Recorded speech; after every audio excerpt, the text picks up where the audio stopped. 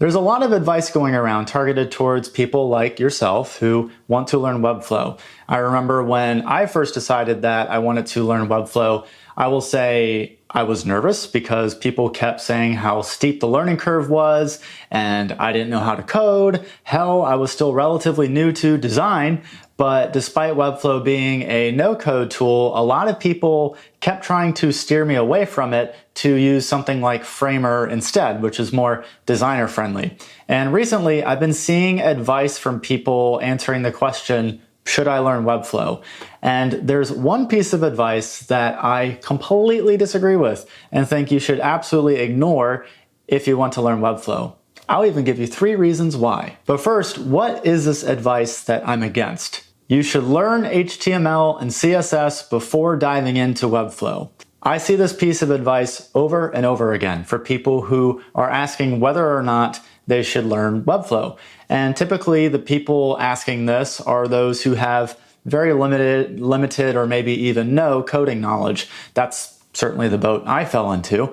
Now, on the surface, I see the positive intent with this advice. If you know HTML and CSS, you'll have an understanding on the underpinnings of how Webflow works. And since Webflow is essentially a visual development tool, having HTML and CSS knowledge can help you with using the various tools within Webflow. But there are 3 serious drawbacks to learning HTML and CSS before Webflow. Number 1, you are more likely to quit. So coding is great to learn eventually, but if all you want to do is make websites using a no-code tool like Webflow, then any time spent not doing that will feel like drudgery to get through. Learning code initially doesn't have a strong feedback loop to keep you engaged. And so what I mean by that is it's pretty slow. So the things you build with pure HTML and CSS code are frankly pretty basic at the start and don't look that great. It typically takes a lot of code to make those visually stunning websites. And because you're learning code as a means to an end of getting to Webflow, learning code will feel like something you have to do as opposed to something you want to do. And if you feel like you have to do something, then you are far more likely to quit and won't even make it to Webflow. The second drawback is it delays you making websites. So according to Alt Academy, it can take 3 to 6 months to become proficient with HTML and CSS. That's 3 to 6 months that you could have spent learning how to make websites in Webflow, fumbling through the tool, taking courses, making mistakes, learning from those mistakes. I consider the learning to code before using Webflow advice to be analogous to saying that you need to know biochemistry before you learn how to cook. You obviously don't need to know biochemistry in order to cook. All learning biochemistry does is delay the time that you could have spent learning how to cook.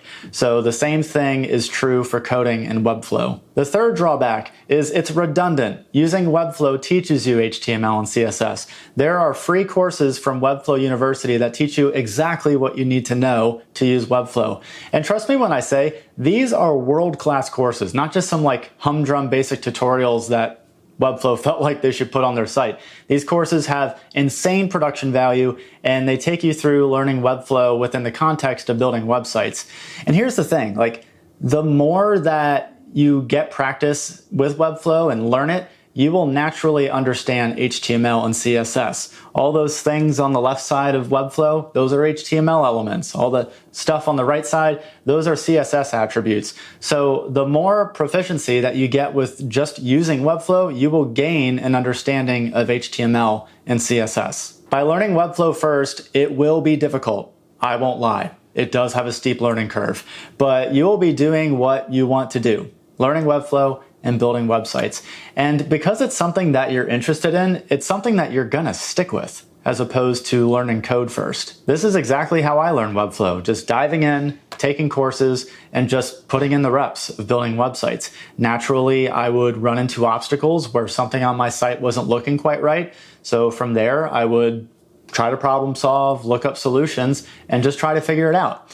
And by putting in reps of overcoming obstacles in Webflow, I feel like I learned a tremendous amount. And here's the cool thing. If you're anything like me, you will reach a point where you feel proficient with using Webflow. You're more confident, and now you want to learn more. This is the point where you can learn coding. Because as you use Webflow repeatedly, you're going to find that there are some limitations with it. And there are scenarios where Webflow just can't do what you want it to do natively. Sliders, prime example of that. Webflow sliders natively kind of suck. And that's where learning to code can come in handy for figuring out how to do something that Webflow can't natively do.